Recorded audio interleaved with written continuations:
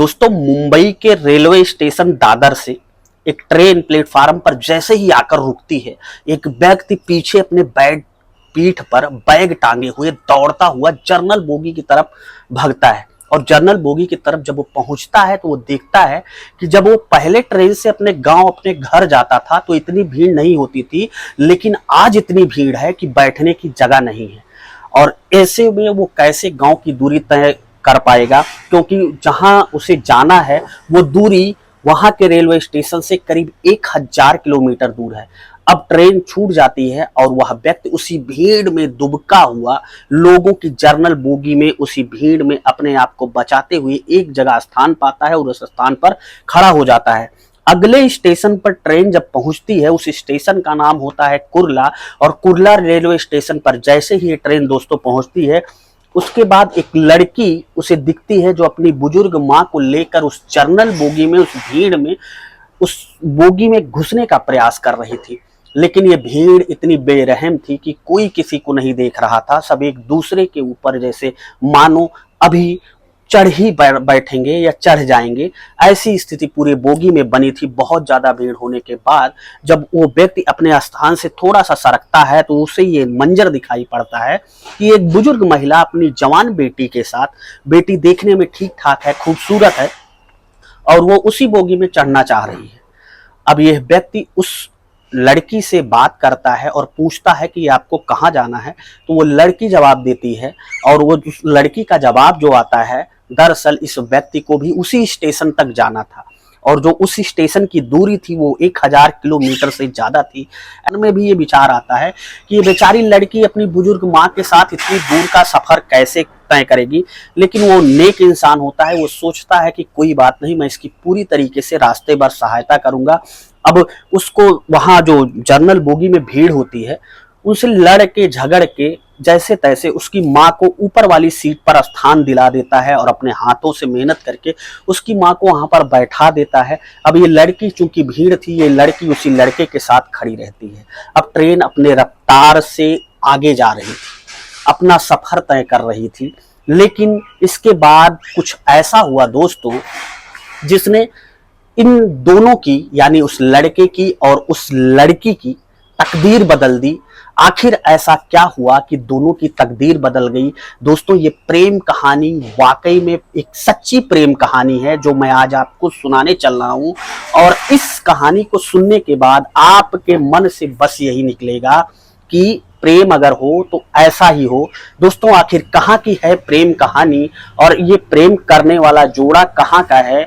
दोस्तों, आगे सब कुछ जानेंगे। पूरी कहानी सुनाने से पहले आपसे मेरा बस छोटा सा विनम्र अनुरोध है दोस्तों कि अगर अभी तक आपने चैनल को सब्सक्राइब नहीं किया है तो चैनल को सब्सक्राइब कर लेना, साथ में लाल बेल आइकन की बटन को प्रेस कर लेना, ताकि जब भी मैं आपको ऐसी कहानियां आपके लिए कहीं से लेकर, खोज कर, पढ़ कर, देख कर आऊं तो उसका नोटिफिकेशन सबसे पहले आपको मिल जाए।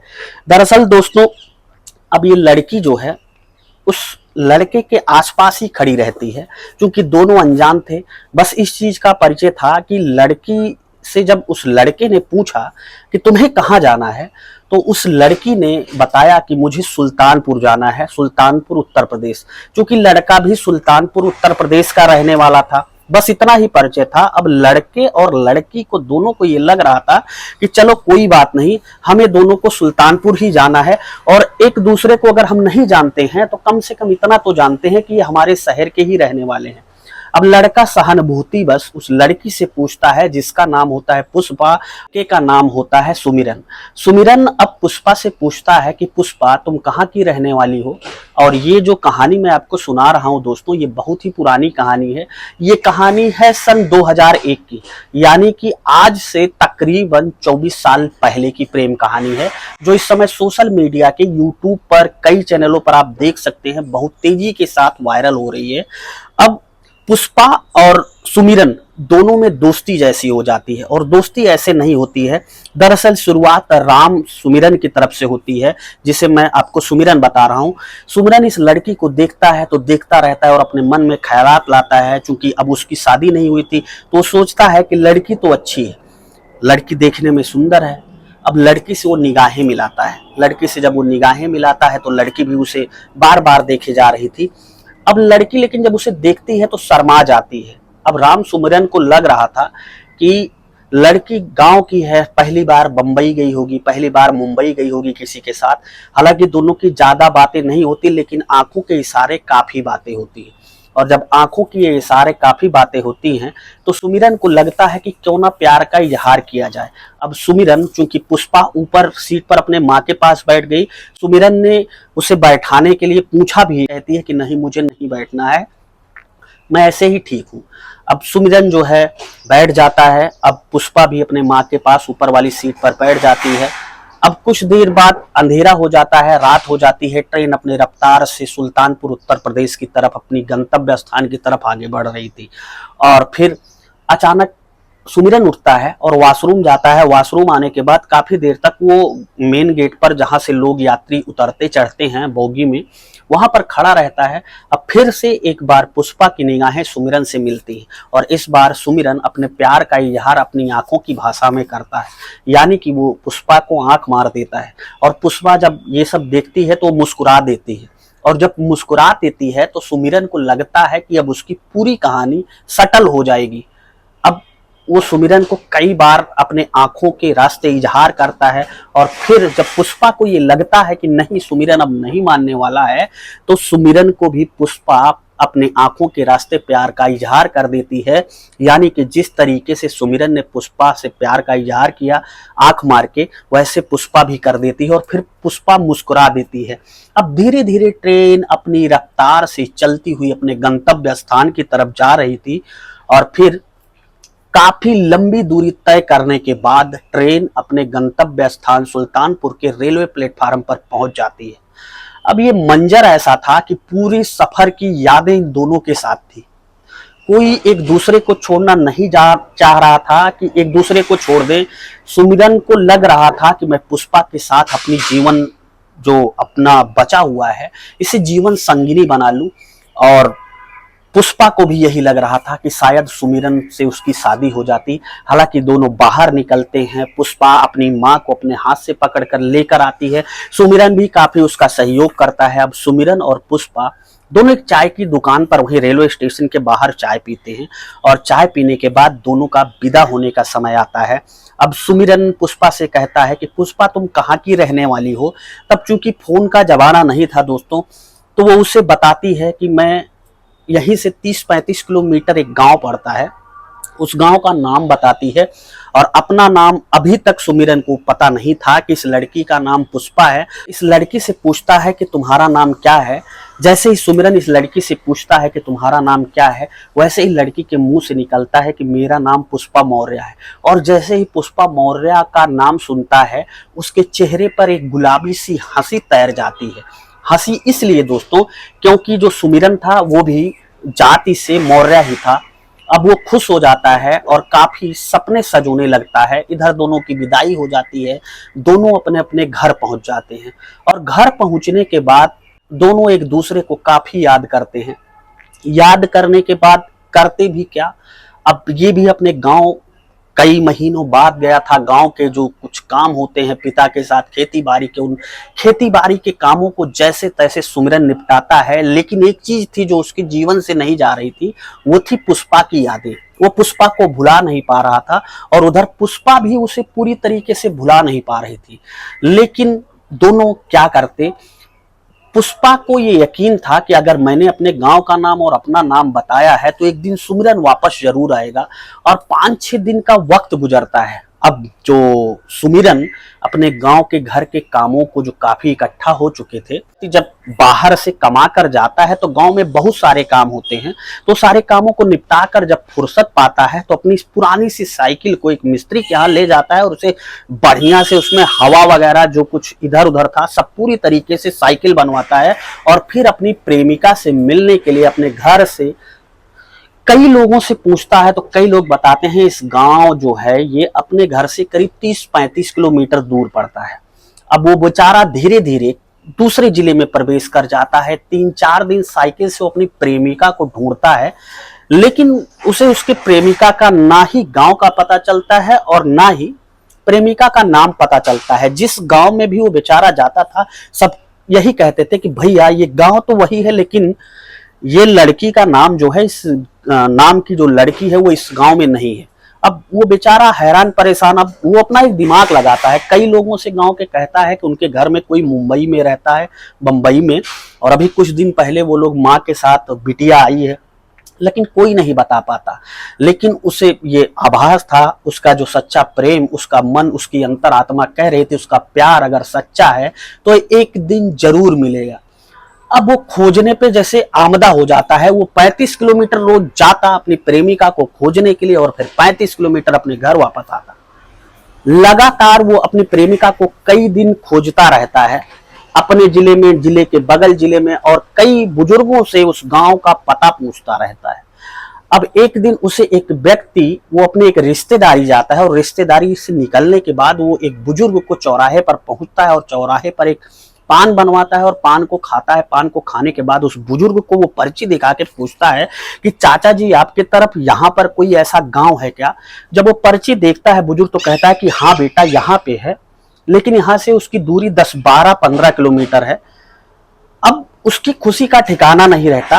वो उसके मन में आता है कि चलो कोई तो है जो ये बताया कि हाँ ये गांव है भी। अभी तक तो मैंने जितने दिन साइकिल अपनी दौड़ाई, 30-35 किलोमीटर मेहनत की, अभी तक किसी ने आज तक ये नहीं कहा कि हाँ ये गांव है। मैं सिर्फ अंधेरे में ही तीर चला रहा था। अब सुमिरन के बॉडी में जो थकावट थी वो बिल्कुल दूर हो चुकी थी। अब वो पूरे जोश के साथ अपनी साइकिल उस 12 किलोमीटर दूर उस गांव की तरफ दौड़ा देता है, और फिर 12 किलोमीटर जब वो पहुंचने के बाद वहां रुकता है तो देखता है कि गांव की 2-3 महिलाएं जो है खेत में अपने पशुओं के लिए चारा का प्रबंध कर रही, चारा काट रही हैं। अब उन महिलाओं से वो पूछता है कि पुष्पा का घर कौन है? अब ये महिलाएं उठती हैं, उससे पूछती है भैया आप कौन? तो बताता है कि कुछ नहीं, अभी उनकी माँ जो है वो बंबई से आई हैं, वो भी बंबई से आई हैं। तो महिलाएं कहती हैं कि हाँ भैया हमारे गांव में ही है, आप यहाँ से कुछ दूर चले जाइए, वहां पर जो है एक घर है, घर के बगल ही पुष्पा का घर है। अब बेचारा खुश हो जाता है, उसे लग रहा था कि उसकी उम्मीद जो है वो अब सफल होने वाली है, उसका प्रेम जो है वो हकीकत में बदलने वाला है। क्योंकि प्रेम उसके अंदर जो था वो निर्मल था, निस्वार्थ था, किसी प्रकार का कोई लोभ नहीं, इसलिए डर भी अंदर नहीं था कि लोग क्या कहेंगे, समाज क्या कहेगा, क्योंकि उसका जो प्रेम था वो सच्चा था। अब सुमिरन उस घर के सामने जैसे ही पहुंचता है, वो देखता है कि पुष्पा जो उसे ट्रेन में जर्नल बोगी में मिली थी अपने माँ के साथ, वो बाहर ही एक झाड़ू लेकर अपने दरवाजे पर झाड़ू लगा रही है। और जैसे ही वो पुष्पा को देखता है और पुष्पा उसे देखती है, दोनों एक दूसरे को देखकर खुश तो होते हैं, लेकिन दोनों के अंदर संकोच और शर्म भी आ जाता है, क्योंकि पुष्पा जो है वो लड़की थी और जवान थी। तो ऐसे में उसको ये भी सोचना था कि घर परिवार या पास पड़ोस वाले एक अनजान लड़के को ऐसे इस तरीके से देखेंगे कि उनके दरवाजे पर आया और बात कर रहा है तो क्या सोचेंगे। हालांकि उसके मन में ये भी चल रहा था कि हम दोनों एक बिरादरी के हैं, तो अगर मैं बात करूंगी घर वालों से तो हमारी शादी भी हो सकती है।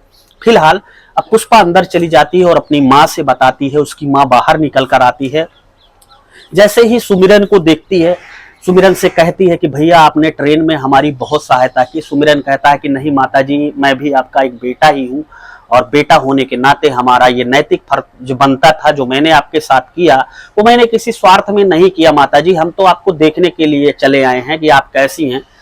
खैर, अब उसकी माताजी बिटिया से कहती हैं, पुष्पा से, कि बेटा चाय पानी लाओ। अब चाय पानी का इंतजाम होता है, बाकायदा सुमिरन को चाय पानी कराया जाता है। अब उसके पिताजी जो है वो खेती किसानी वाले मजदूर थे पुष्पा के।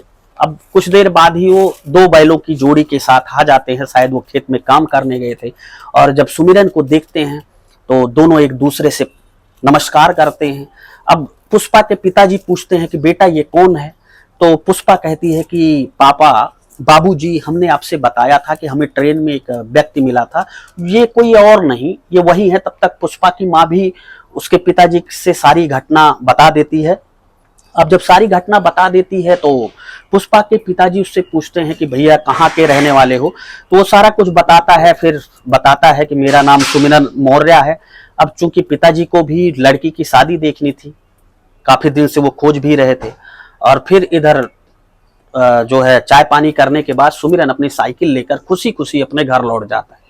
घर लौटने के बाद चूंकि फोन नहीं था, वो फिर एक हफ्ता बीतता, एक हफ्ता बाद उसके पास पुष्पा के पास फिर जाता है। पुष्पा के पास जाने के बाद जब वो वापस लौट कर आता है तो पुष्पा से कहता है कि पुष्पा मैं इस बार जा रहा हूँ मुंबई कमाने, क्योंकि घर में मैं जिम्मेदार हूँ और ऐसे में मैं ज़्यादा दिन नहीं रह पाऊंगा, देखो अब दोबारा आऊंगा तो फिर मुलाकात होगी। इस बार जो है पुष्पा भी आते वक्त एकदम रोने लगती है, सुमिरन भी रोने लगता है। लेकिन सुमिरन जब वापस आ जाता है और फिर मुंबई चला जाता है कमाने के लिए, और जब कमाने के लिए चला जाता है तो पुष्पा से ये सब बातें बर्दाश्त नहीं होती। अब उसे लगता है कि उसे सुमिरन के साथ ही रहना चाहिए, क्योंकि एक ही बिरादरी के हैं। अब वो अपने भाभी से, चूंकि उसकी बड़ी भाभी थी, अपने भाई के पत्नी से वो सारी बातें, अपनी प्रेम गाथा बता देती है और कहती है कि मैं सुमिरन से बहुत ज्यादा प्यार करने लगी हूँ, पिताजी से और भैया से कह दीजिए को मेरी शादी कहीं और ना देखे। चूंकि फोन का जमाना था नहीं, ये चीज मैं आपको इसलिए कई बार बता रहा हूँ क्योंकि वैसे फोन का जमाना होता तो शायद उसके पिताजी नंबर वगैरह लिए होते, तो उसके पिताजी गांव का वही एड्रेस उनके पास रहता है। फिर वो सुमिरन के घर पहुंचते हैं। सुमिरन के घर पहुंचने के बाद सुमिरन के पिताजी से मिलते हैं। सुमिरन के पिताजी से मिलने के बाद जो है सारी बातें होती हैं। सारी बातें होने के बाद 2003 में, यानी कि 2001 में ये प्रेम कहानी स्टार्ट हुई थी, शुरू हुई थी, और 2003 में पुष्पा और सुमिरन की शादी हो जाती है। शादी होने के बाद दोनों अपना अच्छे से जीवन यापन करने लगते हैं और अच्छे से जीवन यापन इस समय कर भी रहे हैं। तो दोस्तों, ये थी आज की प्रेम कहानी। इस पूरी प्रेम कहानी में आपने देखा होगा जहां पर सुमिरन ने पुष्पा को पाने के लिए बहुत संघर्ष किया, वहीं पर पुष्पा ने भी खुलकर अपनी भाभी को बता दिया था कि मैं अगर शादी करूंगी तो सुमिरन से ही करूंगी। दोस्तों, ऐसी प्रेम कहानियां हमारे जीवन में बहुत बिरले में देखने को मिलती हैं। आप समझ सकते हैं आज के जमाने का जो प्यार है और उस जमाने का प्यार क्या होता था, दोनों में कितना डिफरेंट हो गया है, दोनों में कितना अंतर हो गया है, आप अच्छी तरीके से समझ सकते हैं। अगर आपको लगता है कि उस जमाने का प्यार कुछ और था और इस जमाने का प्यार कुछ और है, तो अपने दिल की राय हमें कमेंट बॉक्स में जरूर बताइएगा। और आप इन दोनों जोड़ों के बारे में, सुमिरन के बारे में और पुष्पा के बारे में क्या कहना चाहते हैं।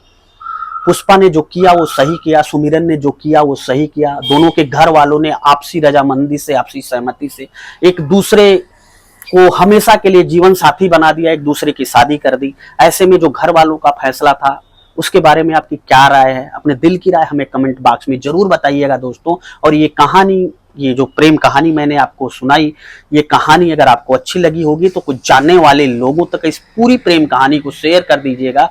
मिलता हूं ऐसी एक नई कहानी के साथ आपको जल्द ही, तब तक के लिए जय हिंद, वंदे मातरम।